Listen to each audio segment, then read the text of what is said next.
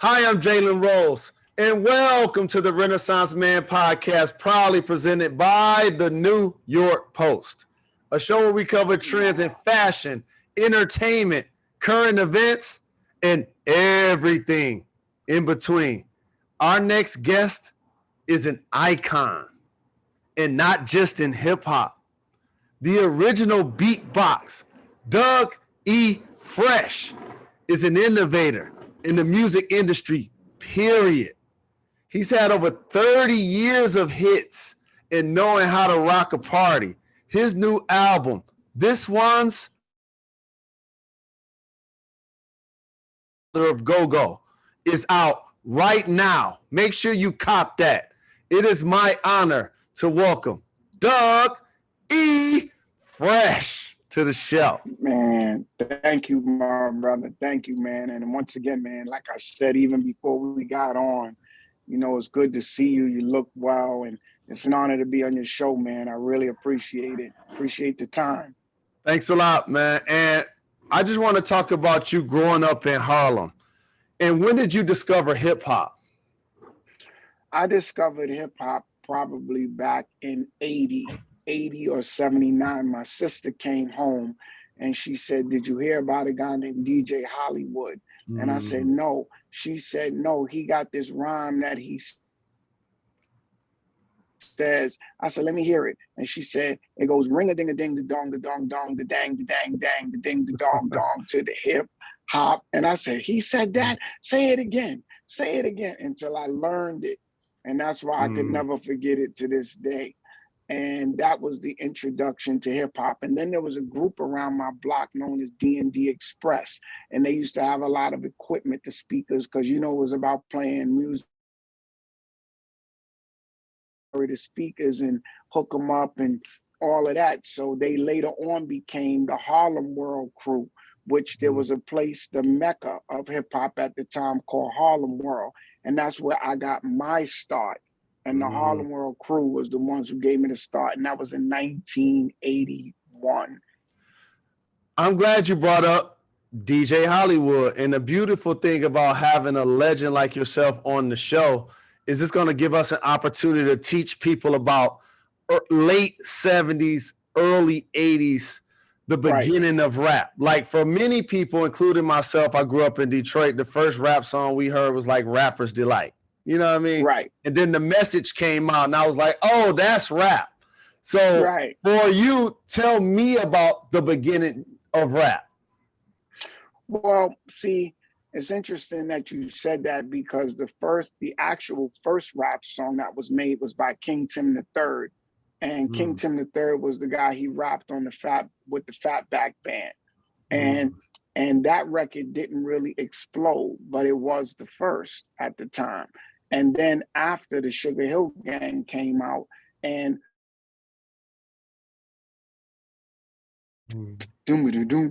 all of that is go-go. That's all go-go. And nobody knows that that's go-go.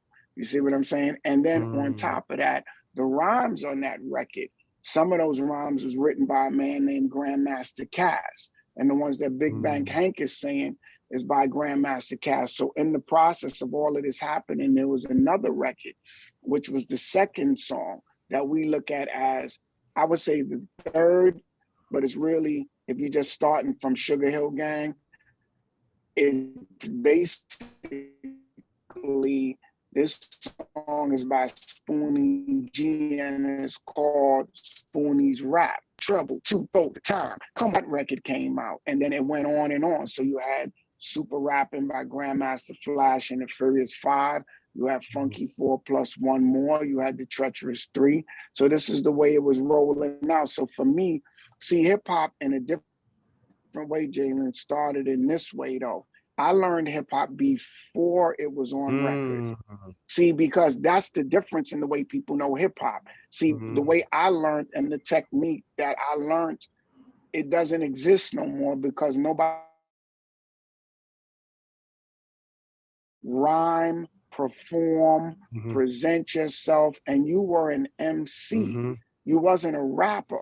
A rapper is a guy who just rhyme. An MC is the master of ceremony. So within the 5 elements of hip hop, you originally started with the DJ, then you had the MC, and then you had the break dancer, then you had the graffiti artist, and then I created the fifth element, which is the beatbox. So there's only 5 elements in hip hop. So I created the final element, but all of these other elements, you learned them because it really wasn't about making a record as much as being recognized and being really good at what you do, you know? So that is the way that I learned hip hop. So at what point did you start beatboxing? Like, you're legendary, and as you mentioned, like, you brought that element into hip hop. So like, right. When did you start? I started in 81, but I introduced it in 82. So new. It was out of it, like going. About it. Think about what I'm doing. Just think about it for a second. I used to be doing Look.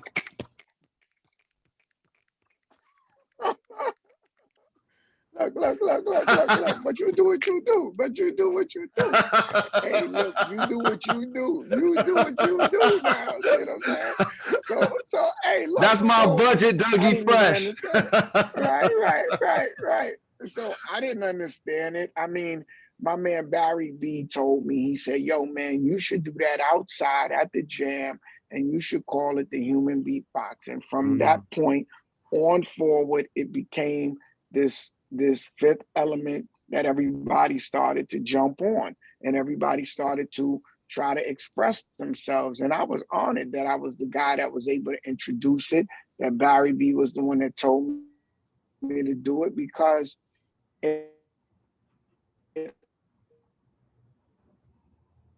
opened up another channel for, all right? So let's keep it 100. Look at what we grew up around. So we were always looking for something else to do. Right.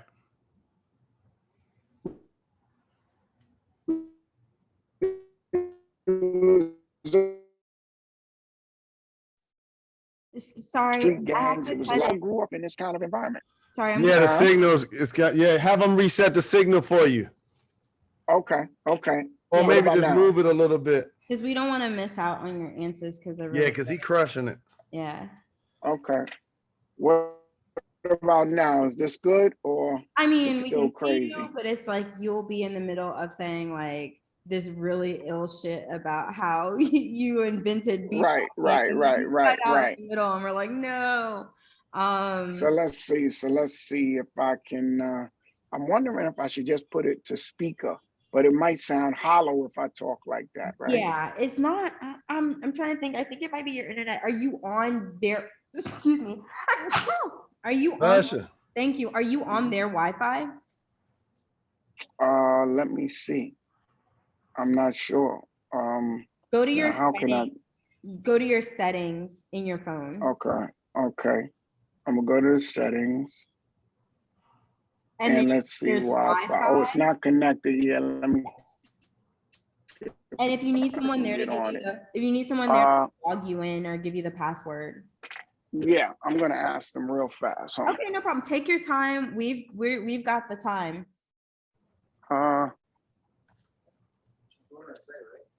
Hey, Marlon.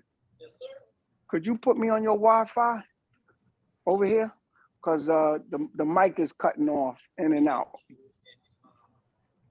It's a mobility. Okay, so let's find you here. Right there, right?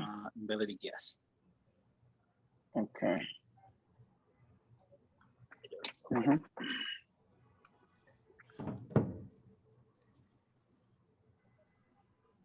Might make it a little better. Yeah.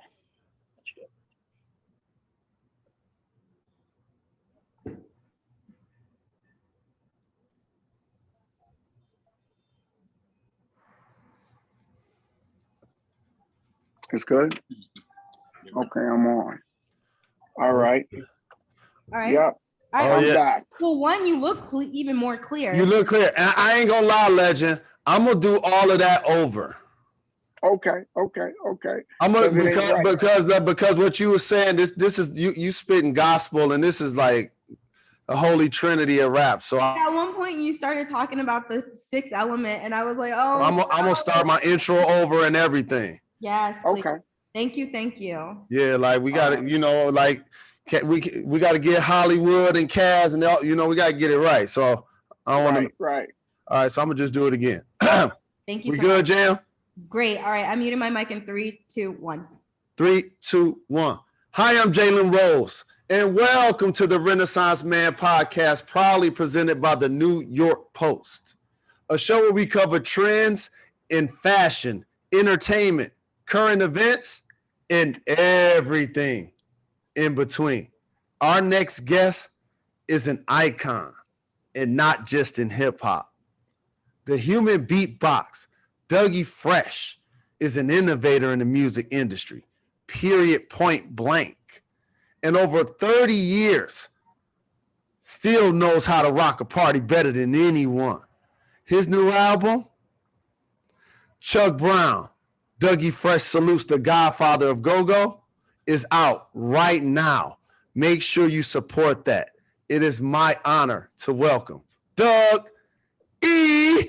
Fresh to the show. Thank you for the introduction. Thank you for having me. And you got a real team over there. I just want to shout out your team. You got a dream team. Thank you, That's family. all I want to say. I appreciate that. That's I appreciate real that. You know, I had them stalk you. I wanted them to stalk you until we got you on the show. I'm a huge fan and you're a legend. And I couldn't wait to ask you because as a Detroiter, one of the cities I always looked at as it related to like their renaissance and fashion and like brothers thriving was Harlem. I always admired it. So what was it like for you growing up in Harlem, and when did you discover hip hop? Well, that's an incredible question, and it's like there's so many levels to it, but I'm gonna condense it, and I'm gonna tell you, you know, my family is from Trinidad and from Barbados, and as a kid, I would go back and forth from Barbados to Harlem, and then my family locked it down in Harlem.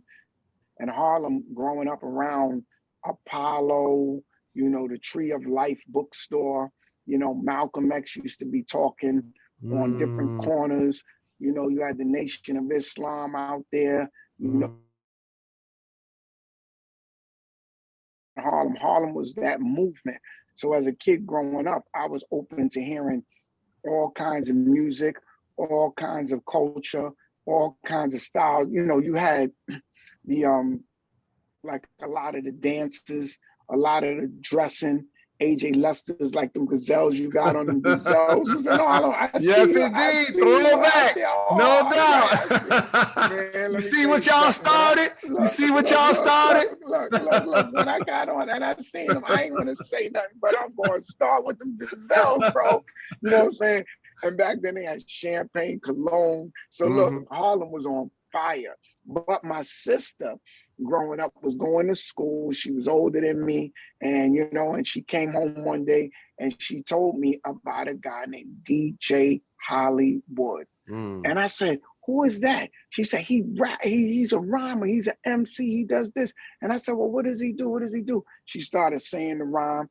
The little rhyme I said, she said, ring a ding a ding, the dong, the dang, dang, the dong, hip hop, shoot out the like she started going in. So when she going in, I was like, yo, this is crazy. I want to be a part of that. How could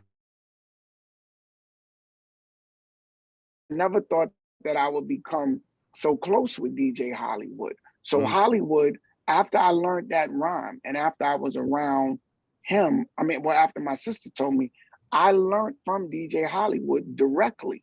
So a lot of what you're saying about me doing parties and shows and things like that, I watched it close up and personal. I seen Hollywood, I seen Love Bug, I seen Busy Bee, and these guys was rocking without records. Completely different situation, bro.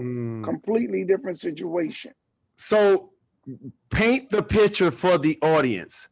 You're talking about being a master of ceremony, rocking the crowd. Busy Bee, DJ Hollywood, they're rocking a crowd hard with a record. None. They didn't need a record, Jalen. They didn't even need a record. Like I'm saying, that they would pack the place, they would turn the party out. Everything would be based on skills. See, and I was doing a conversation with Nas not too long ago, and I said something to him, and he flipped it back to me, and he made me look at something that I really didn't see because I'm living it. But I think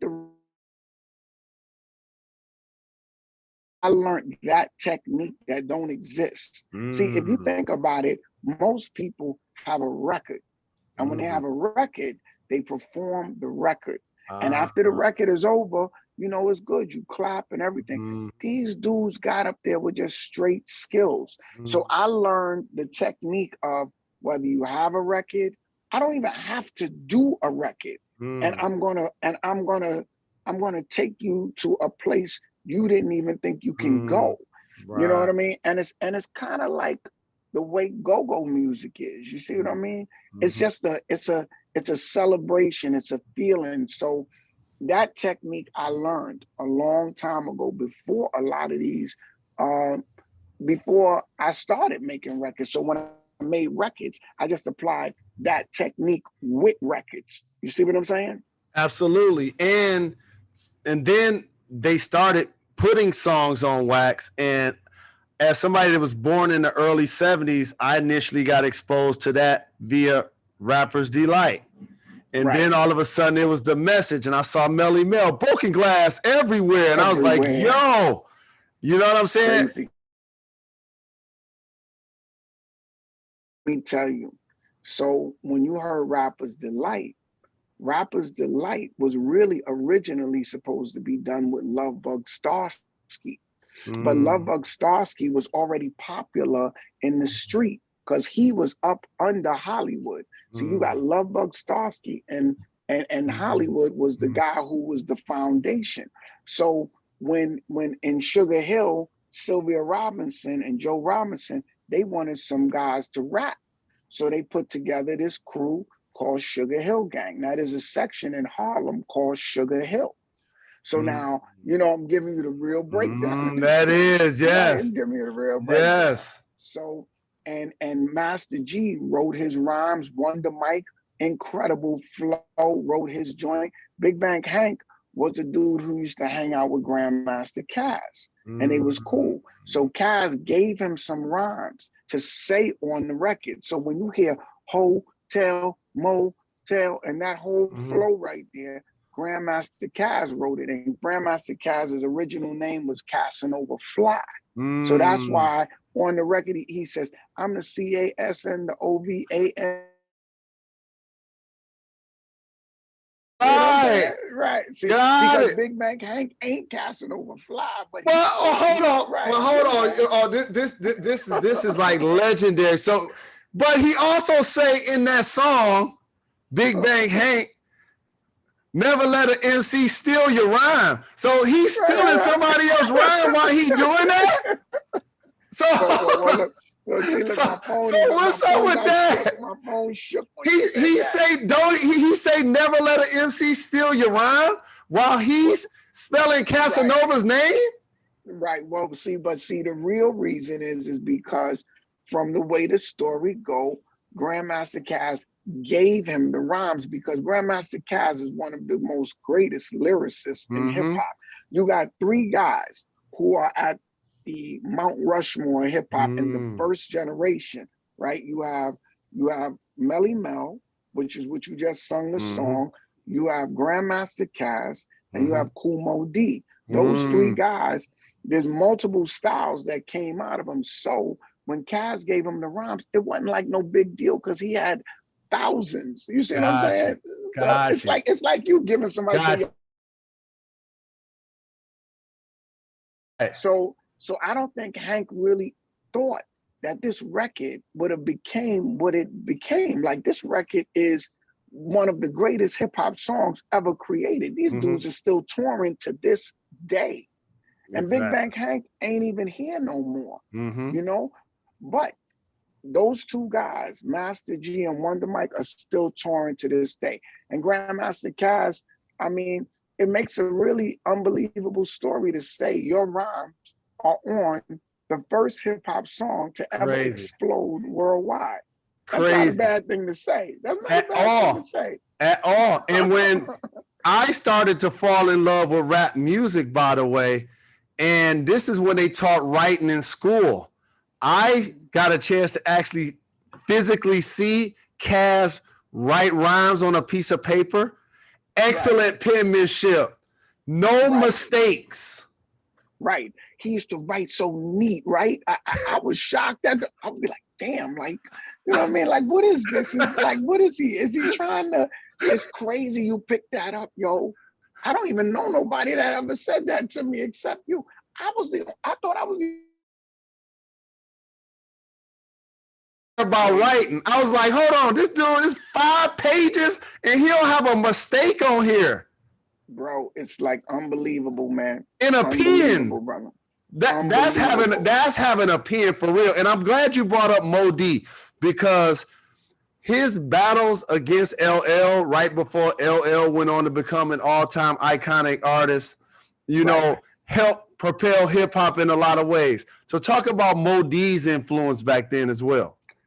Well, Mo D and the whole Treacherous Three as a group, like from a lyrical standpoint, elevated the lyrical game. Because you had Grandmaster Flash and the Furious Five, they were unbelievable in their skills, because Melly Mel is good, but all of them were good. Creole was known to be on the echo chamber. Raheem was good. Cowboy was he was an MC. He was the guy that would, you know, get the crowd rolling. And Mr. Ness just had flavor, you know what I mean? Like, he just had personality. And Grandmaster Flash was one of the guys. I mean, you know, listen to the name, Grandmaster Flash. I mean, do I gotta say anymore? You know what I mean? Invented the scratch. Right. So then you got Kumo D, you got the Treacherous Three. Special K was a group. And Kumo D lyrically was unbelievable, but his first battle was with Busy B. So when he had a battle with Busy B at Harlem World, that was what got everybody into Mo D, because the battle actually shifted the way artists would battle each other. So when he started to go at LL and they got into it, it really wasn't nothing new to me, because I seen it go down with Busy B. You see what I'm saying? But the only difference, it was on wax. See, but back in the days, it wasn't. It was just a cassette. So on wax, this was the battle between Mo and LL. And I was there, you know, and they were both my friends, you know, and I felt like this: as long as y'all don't make it personal, where I see y'all fighting or I see this turn into any violence, I'm good, because it's a battle of skill. See, because this is the other part that I want to share with you, is that hip hop was created as an alternative to street violence and gang violence. Correct. So instead of guys killing each other, we would battle with the DJ set. Instead of killing each other, you battle breakdancing, or you seeing who can rhyme skills, you know what I mean? Instead of making each other, you know, suffer and families suffer. So it was a hell of a battle between Mo and Aldo. It was crazy. Absolutely. And you were the figurehead, by the way, of the iconic Get Fresh crew. Say what, say what, say what. Chill Will, Barry B, and Slick Rick. How did the Get Fresh crew form? Well, the Get Fresh crew formed because at the house, I would go to Barry's house after school and I would be practicing over there. And that's when Barry came up with the name, yo, you should do this human beatbox, because his mother came in the room and I'm in there going, if you don't see me, right? And I'm over here going, you may not think that this is a person doing it. So his mother, because he lived in the projects, the rooms was like this. So his mother would come into the room. She said, what was that beat? That was a nice beat. And Barry said, that wasn't no beat. That was him. That was him. And after he said that, and she said, that was a nice beat. So then that's when Barry said, yo, you should do the human beatbox and you should call it that. And at first I was a little did it outside and it exploded, right? So that was the introduction to the beatbox, and then it started to like travel throughout the whole city. Then I had Barry as a DJ. Now, normally, as you know, you have one DJ and you don't have two. Now, Chill Will was my DJ too. So Barry was in another group, but when his group went to college and I was still making records, I said, nah, Barry got to come with me. You know what I mean? So when Barry came with me, I made them both learn how to cut together. So this was the first time you ever seen a crew with two DJs that worked together. Right. It's crazy, right? It's crazy how that happened. And then Rick used to try to win an MC contest. And it was hard for him to win because they would always try to, trick him and not give him what he really should deserve, give him his real props. So one day he was seeing me through the city performing because, like I told you, I learned from Hollywood, I learned from Busy Bee, I learned from Love Bug. I was there with Melly Mel. I learned from Grandmaster Caz, the Cold Crush. I learned from Kumo. So Rick wanted to be on. So one day he came over to me and he was like, he seen me on the street. He said, yo, man, I'm nice, man. I said, yo, man, I know you might be nice, but I gotta go to another show. He'd be at that show. He'd be at another show. Jalen, everywhere I went, this dude was there, right? So one day I said, yo, I gotta give him a shot. I said, yo, that's so dope. I took him over to Will's house. And when I took him over to Will's house, he started singing Lottie Dottie. And it was so funny. It was so funny.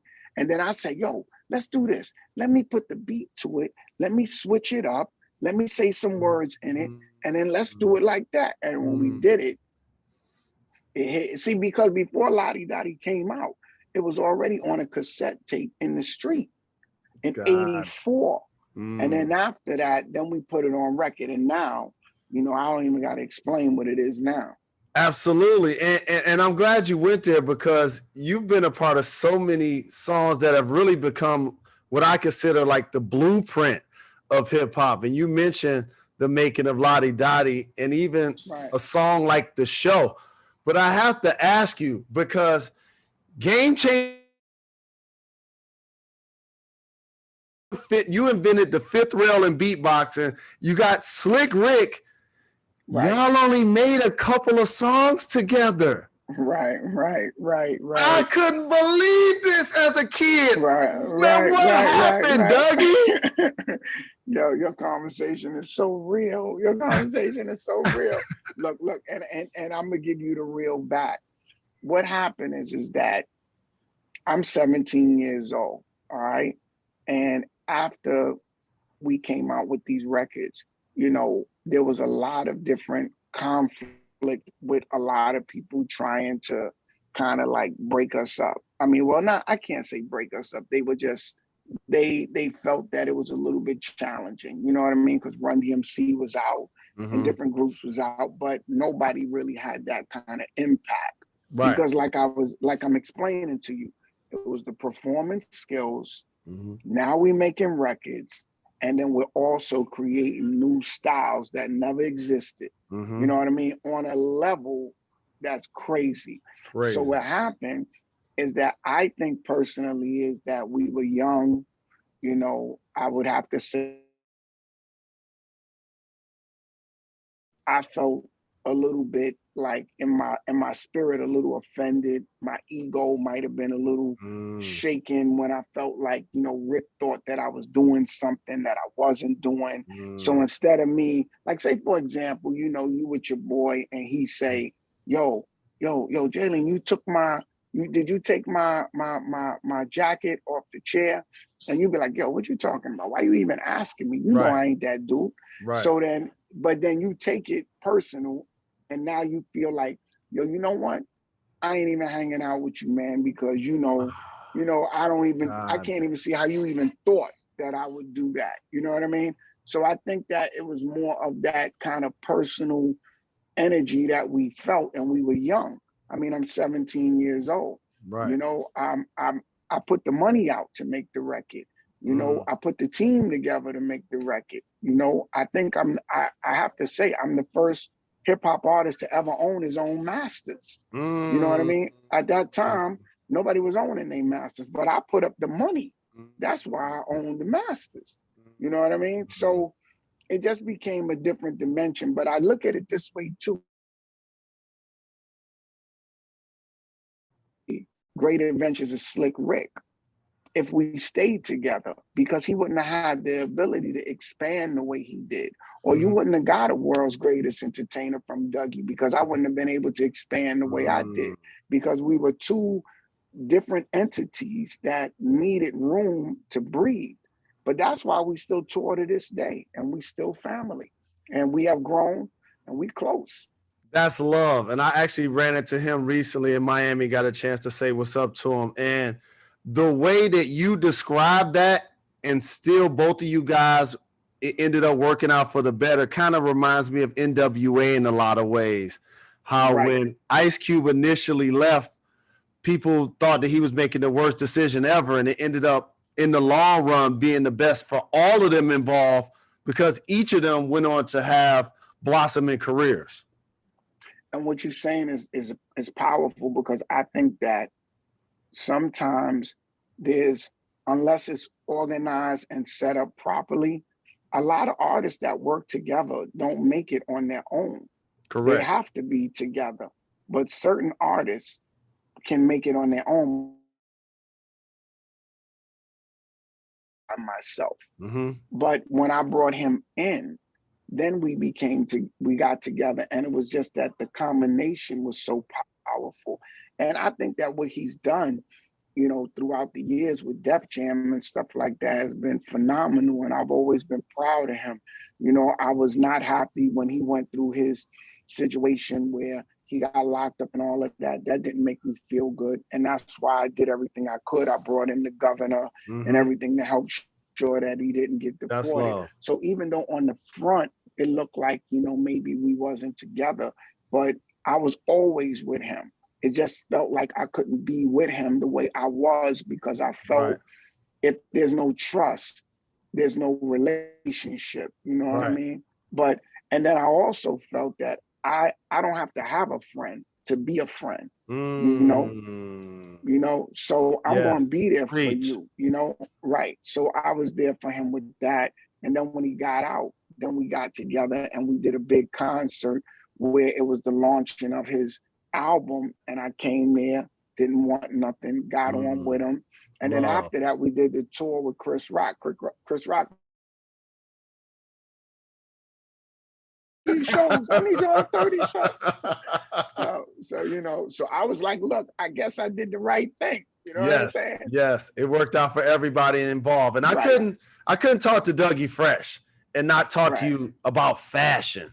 Let's take me back to mid-'80s hip-hop style. It's still inspirational. The chains, the track suits, the Gumby cuts. What was your flyest outfit you remember rocking at the time? And just take me back into style, because I'm from Detroit, so I got a chance to live through you guys through like Beat Street and Crush Groove.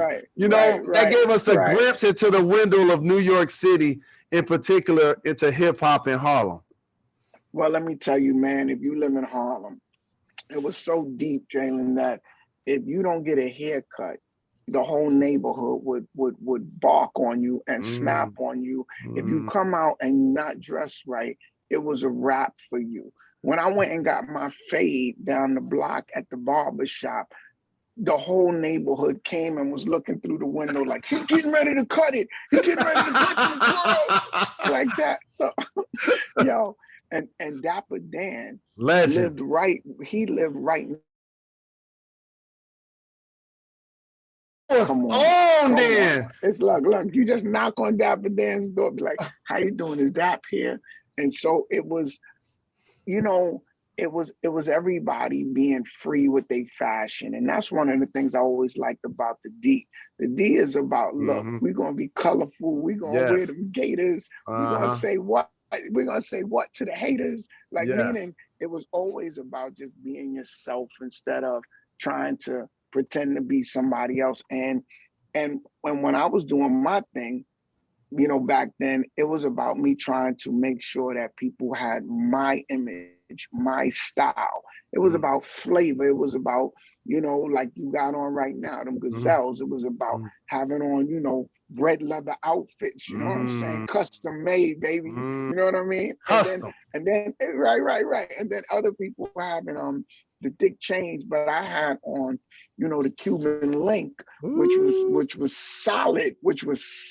So don't, like, it was always, you better watch what we doing here, you know what I'm saying? You know? And I mean, and then Rick took it to a whole nother level because he got more gold and took it to the whole different level. Truck jewelry. And I remember when he had one chain. It was one chain with an R on it, right? One day I'm gonna let you see the picture. And when I look at it, I'd be like, yo, he wanted to be this so bad. And now that's why, like, when he travels, he put his jewelry in like a separate case. I mean, he travels with like, damn it, like close to $1 million worth of jewelry. Slick Rick the ruler. It's only right. It's only right. He's royalty. I wouldn't expect anything else. You know what I mean? You guys birthed so many different like elements of hip hop. But I want to ask you something, and you brought his name up. Please let the game know who Dapper Dan is. When I'm watching Paid in Full video and I see Eric B. and Rakim with the Gucci leather coat on and the hats and the furs, please give them the game about Dapper Dan. Yo, let me tell you something. Dapper Dan was the answer to your problem, bro. You go in there with any idea, any style, anything you had on your mind, Dapper Dan had a crew of Africans. Precision, skilled at putting together whatever was on your mind. Dap would sit up there like the whole MCM, the whole Gucci prints, the Louis prints. You know, any performance outfit I had, I used to have Dap go in there and make it for me. I tell him what to do. He write it down on a paper and he put it down. And the reason why Dap was so effective is because he listened to what was going on, and then he would enhance. Like if I took you to Dap today and I say, yo, Dap, my man Jay needs something real crazy. He see sky blue and he wanted, you know, he'd be like, sky blue, yeah, I like that. And then he'll take it and then he'll start drawing, right? And when he start drawing, he'll be like, yo, okay, so what you want to do? You want it to drop like this, you want it to this. And then what he do, he come in there, he measure you piece by piece. And Dap was also a guy. He wasn't drinking, wasn't smoking, wasn't getting high. Dap was focused. And that's why even all these years later, Dap got a store in Harlem that Gucci gave him specifically for him to do his thing. You know what I'm saying? You know? Next to him, I'm pretty sure you know Shay and Guy, 5001 Flavors. I had them making stuff for me since early 2000s. I met them through a stylist named Rachel Johnson, who went on to style so many people in the NBA like LeBron James and Dwayne Wade. She introduced me to them. And since then, I've been getting stuff made from them. So when you see me dressing, a lot of that is from 5001 Flavors. That's crazy. That's a mean little joint you got on right there. Appreciate that. Yo, and honestly, you know, because I'm at a spot right now. If I wasn't here, I was like, damn, I should have put on. Like, I'm looking at your channel. You got the gazelles. You got that fly color. Well, I'm the host of the show, man. You're a legend, so we get a chance to see you dressed up all of the time when you're doing shows. And by the way, like, I have to ask you this because I've always appreciated the fact that not only were you about getting the party started, extremely talented, but you continue to reinvent yourself decade after decade after decade, and that's extremely honorable. What are some of your favorite chants? You got so many. Like, what is your favorite? What is some of your favorite Dougie Fresh chants? Well, let me tell you, man, honestly, you know, when I'm going, like from the show, from going, here we go, come on, you know what I mean? That kind of energy to me has always been Harlem, it's always been Rooftop. But I'll tell you, one time I was in Africa, and this is no lie, and I was in the bush, and I swear I said, "Hey yo," and somebody said, "I." And when they said that, I was thinking to myself, I said, "Yo," I said, "It couldn't." I said, "Look, out of all the things that could happen in the bush, there's a dude in here. I don't know if he's from Brooklyn. I don't know if he heard this on the radio. I don't know what, but like you go Ayo and you hear "I" in the bush. I may have to say that might be the one because it's you know what it is. We are a call and response people. We engage, we interact, and that's why even this new project that I did right now, this Go-Go project, this one's for Chuck Brown, is so important because the PC. Yep, Jamila, my super producer, she was so happy to hear you was doing a Go-Go album. Bro, it's for real. And that's what people don't understand. See, the reinvention is about you not being afraid to be who you really are and do what you really feel and let it be what it is. Because everybody, look, everybody is not going to get it. But when they get it, and those that get it, they're going to really get it. And some people may get it later. So it's okay. So a lot of people don't know this man called Chuck Brown the way they should know him.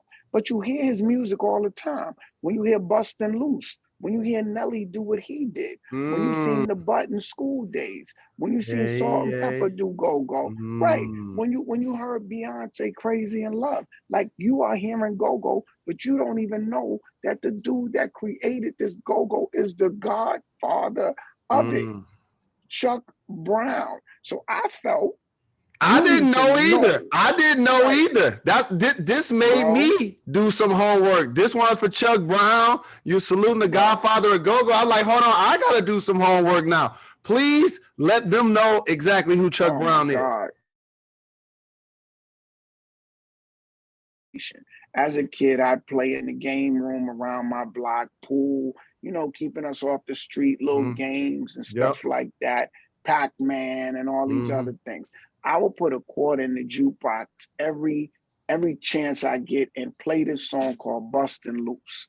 After this, I would play it and I would be beating them in the pool games after I'd be playing it. Like I felt like the song was giving me luck. You know what I'm saying? Like your theme song. Man, right. Every good hero needs a theme song, Yes. So then in '85, the show came out and I'm performing at this place called Capitol Center.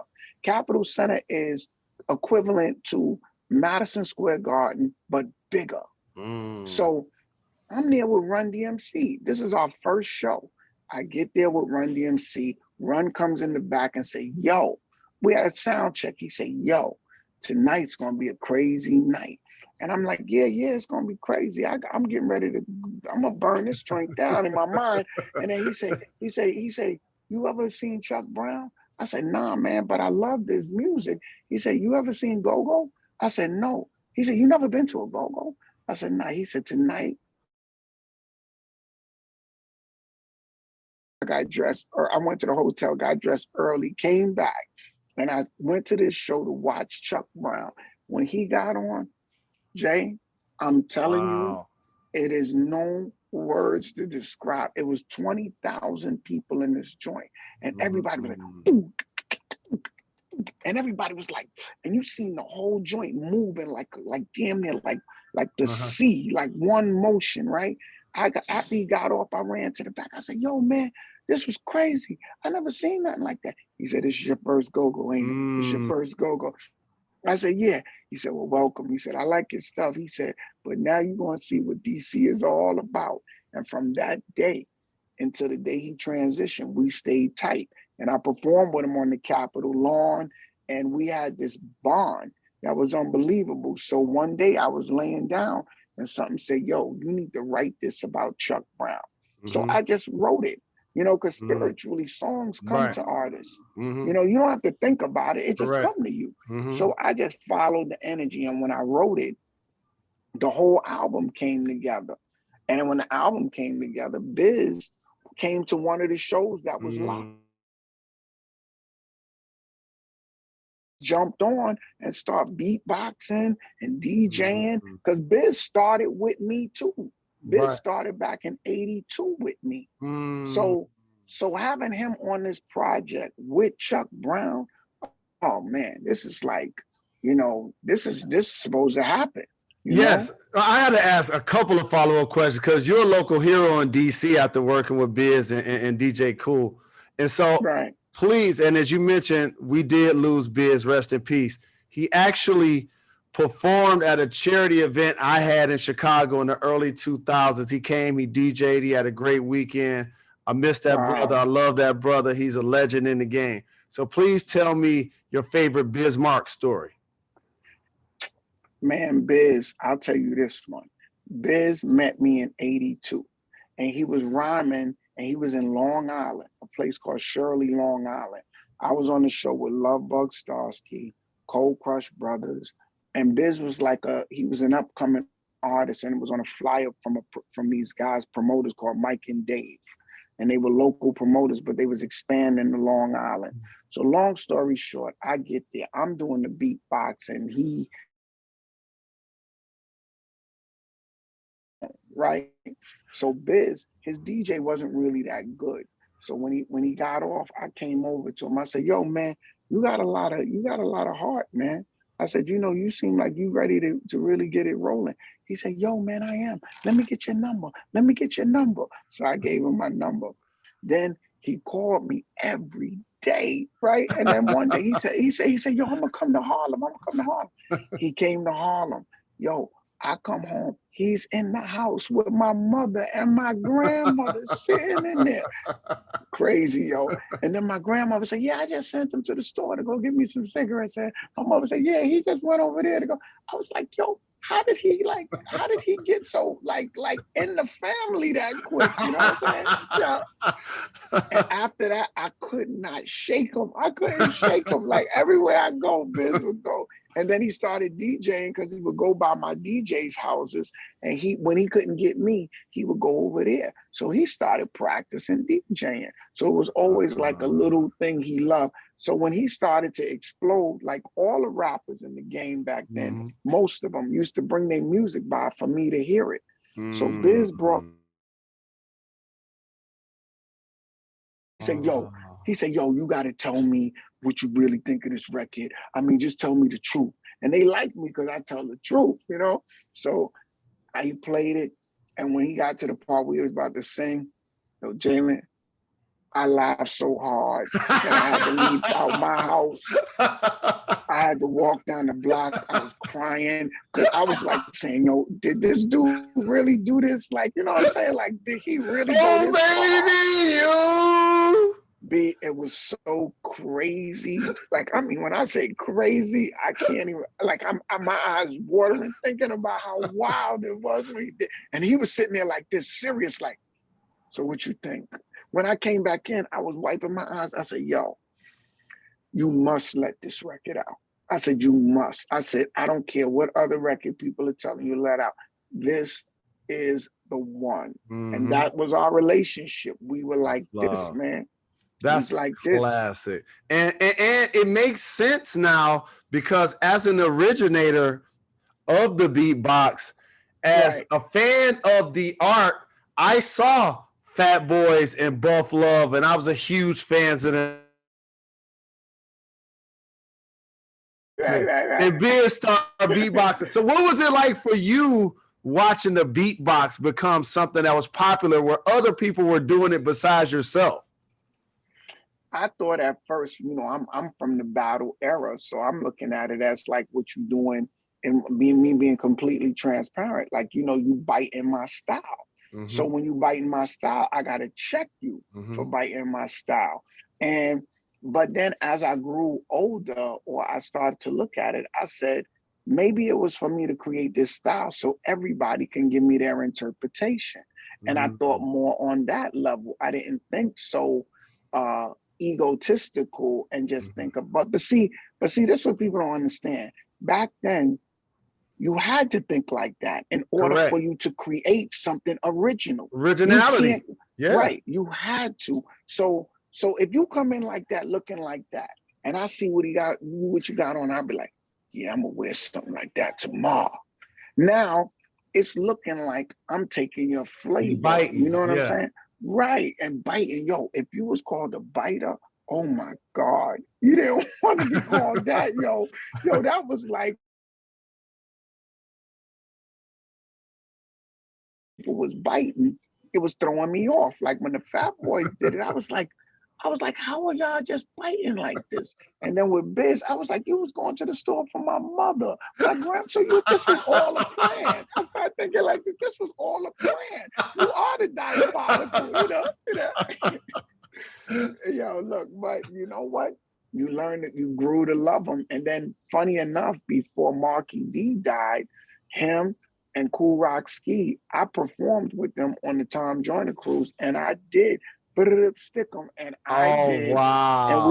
and we did it in honor to Buff. You know what I Wow. mean? Yeah, man. That's yeah. iconic. That's iconic. It's real, bro. And It's I real, and I man. definitely appreciate you taking out the time. And again, I want to make sure everybody knows to make sure right now, go out there and cop. This one's for Chuck Brown. Dougie Fresh salutes the godfather of go-go. But before I let you get out of here, I have a rapid fire segment called Gone in 60 Seconds. You ready to do this?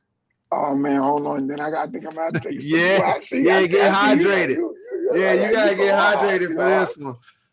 Mm-mm-mm.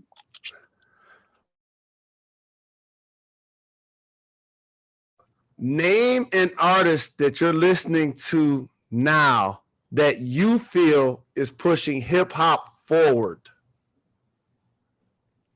An artist that I'm listening to now that's pushing hip hop forward. I would have to say, I would give it in the new artist. Anybody that you say your range is from the 70s, so anybody you feel that's currently an artist that you feel like is pushing hip hop forward. I would give it to Busta Rhymes.